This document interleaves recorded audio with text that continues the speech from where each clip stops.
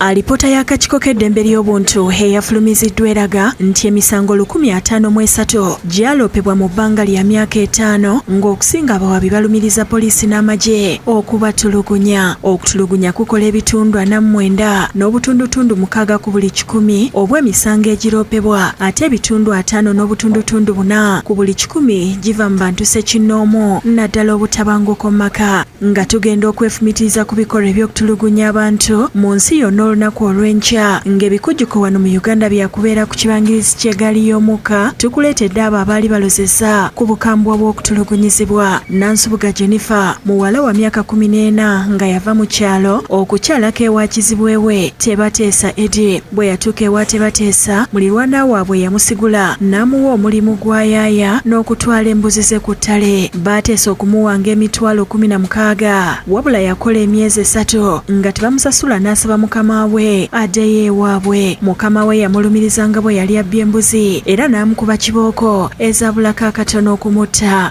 Yankubisa solido. Ani yakuba, omusajja oba omukazi? Bonna bankuba. Omusajja naye yakuba. Nga bagamba bati? Mbonno olina kugenda mazima embuzi gyeri. Uganda tugenda kuggalira. Bankubira ku poliisi bwennyini neewaka. Bwe yagaana okubeerako kyayogera, bayita abasirikale ba poliisi n'amagye ekyawaliriza balirwana okukubira Tebateesa essimu bamutegeeza ogubadde. Nali ndi awo nga neiba wankubira essimu ng'angamba, Eddie, tulaba wano abapoliisi bali abasajja 3 naye omwana babadde bamusibidde emabega w'akayumba ak'embuzi gye kasula, naye emigo mingi kuba omusajja akuba omukazi akuba, tetumanyi kituufu kyaki. We bakubye ne bamuyingiza emabega mu kayumba ak'embuzi. Tebateesa yasanga abasirikale bakuba Nansubuga ne Solido nga bwe bamukako okwogera embuzi gye ziri. Ne mubuuza, afande, amateeka gammwe gabalagira kukuba? Ne mbagamba, afande, omuntu yenna mubanga mumukimye abasajja simu abasobola okujja okwata omukazi. Omusirikale omukazi alina okubeerako, naye mmwe muli basajja beereere. Tebanzikiriza kwogera, si ayina nkuba oluyi. Naye bamukuba era ne bamugattako ku gw'okubba embuzi n'oluvannyuma ne babatwala ku poliisi y'e Gombe. Ekisangibwa Nansana mu Wakisonga nayo babakubirayo mizibu nga babalagira okwogera embuzi gye ziri. Ne batutwala e Gombe ku poliisi, we twatuuka tebanzikiriza kwogera. Ne bayingiza munange oyo munda awo ku mmeeza ne bamugamba galamira. Munda omwo mwalimu amayinja aga bulooka, ne bamugamba gakwate booti mu ngalo. Ne bagamukwasa ne batandika okukuba. Nendeekaana nnyo mukomera wali munda we nali ne mbagamba, afande, mukkiriza mwagala kutta mwana. Nali ndi awo nga banzigulira nga baŋŋamba sooka ojje. Abasirikale ne bambuuza, toddamu kwogera, twagala mbuzi bwe, twagala yogere bwogezi mbuzi weeri omwana we yagiteese. Ne mbagamba nze by'embuzi sibimanyi, mutira bwereero omwana. Omusirikale n'aŋŋamba, woba ogaanye naawe tugenda kukolako amateeka nga we galagira.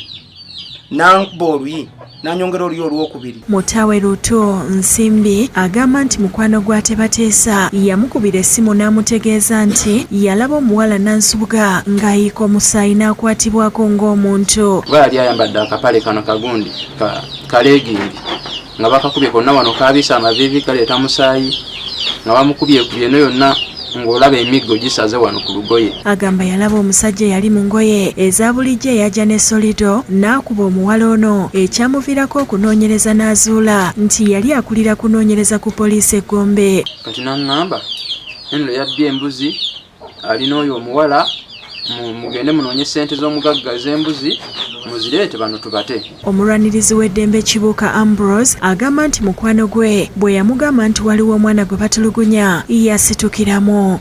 Bane mwena bali mu bitongole by'okwerinda mutunuulire ekintu kino.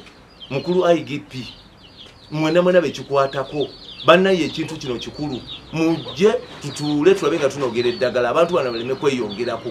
Abantu bano boonoona ekitongole kyaffe kya poliisi. Poliisi teyeeyisa bwetyo, poliisi gye tumanyi yekwatisa empisa. Kati omwogezi wa poliisi mu ggwanga Fred Enanga akubiriza abantu batulugunya okuddukira gye bali okuggulawo emisango. Okutulugunya omuntu ogwo gubeera musango, era mu poliisi gye emisango egiwaabibwa egy'okutulugunya omuntu oba mukozi oba si mukozi waddembe okweyanjula okudduka ku poliisi n'awaaba omusango. Avunaanyizibwa ku kibiina ky'obwannakyewa ekirwanyisa okutulugunya abantu ki African Center for Treatment and Rehabilitation of Torture Victims, Samuel Nsubuga agamba nti mu 2023 gwokka bafuna abantu abaze okuwa abantu batulugunyizibwa abawerera ddala 234. 23 twafuna abantu abatutuukirira aba SCTV 1235. Agambye nti emisango egyekuusa ku butabanguko mu maka nagyo mingi. Agamba nti etteeka eririwo ku by'okutulugunya abantu lirambika nti omusirikale bw'atulugunya omuntu avunaanibwa ssekinnoomu so singa ekitongole. Tusaba tweyongere okukolera awamu abantu ba bulijjo n'ebitongole ebya gavumenti ne poliisi. Ekikulu buli bw'oba bakutulugunyiza loopa ofune obuyambi. Mutebi Sulaiman ne Lugendo Chris Paul be bakusakidde eggulire lino ku Lwabukedde TV.